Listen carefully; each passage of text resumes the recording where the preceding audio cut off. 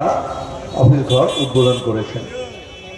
আমি আশা করব ওটা নিয়মিত মানুষের কাছে, শ্রেণীর মানুষের কাছে আন্দোলন সংগ্রামের জন্য, পরিকল্পনার জন্য, এলাকার সমস্যাগুলো নিয়ে এবং তার সঙ্গে আমাদের দেশব্যাপী, রাজ্যব্যাপী, জেলাব্যাপী, এরিয়াগতভাবে যে সমস্ত বিষয় নিয়ে আন্দোলন সংগ্রাম হয় তাতে একটা অংশগ্রহণের মধ্য দিয়ে সরগরম থাকবে।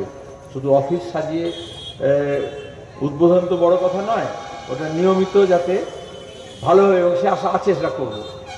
তবে গার্গী বলেছে, সরিতা বলেছেন, আমাদের এখানকার জন্টু বলেছেন, জেলা কমিটির সম্পাদক মণ্ডলের সদস্য,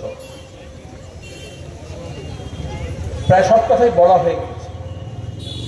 এসআইআর-এর আবহাওয়ার মধ্যে আমরা এখন কাটাচ্ছি। এক কঠিন সংকটময় অবস্থা তৈরি করা হয়েছে। ভোটার লিস্ট তৈরি করার দায়িত্ব হচ্ছে সরকারের লোকজন যাতে ঠিক মতো করে তার জন্য সংবিধান বলে দিয়েছে ইলেকশন কমিশন। তার তো এত হাতি ঘোড়া লাউ লস্কর নেই। তাহলে কেন্দ্র এবং মূলত রাজ্য সরকারের যারা যে প্রতিষ্ঠান, প্রশাসনিক ব্যবস্থা, সেই প্রশাসনকে কাজে লাগানো হয়। আমরা প্রথম থেকে বলি অবাধ সুষ্ঠু নির্বাচন করতে হবে। নির্বাচন কমিশনে এটা দায়িত্ব এবং সেটা নিরপেক্ষভাবে করতে হবে। জনপ্রতিনিধি আইনে এটাই বলা আছে।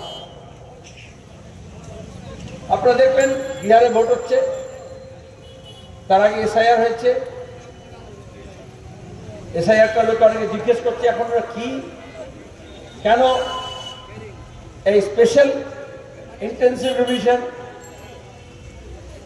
আর ভোট হলো দেখলে ওই যে ভিপ্যাট, কে কাকে ভোট দিয়েছে তার রেকর্ড রাখা হয়। যদি যন্ত্রে কোনো গন্ডগোল হয় তাহলে ওটা দিয়ে গণনা হবে, সেটা রাস্তায় গড়াগড়ি খাচ্ছে।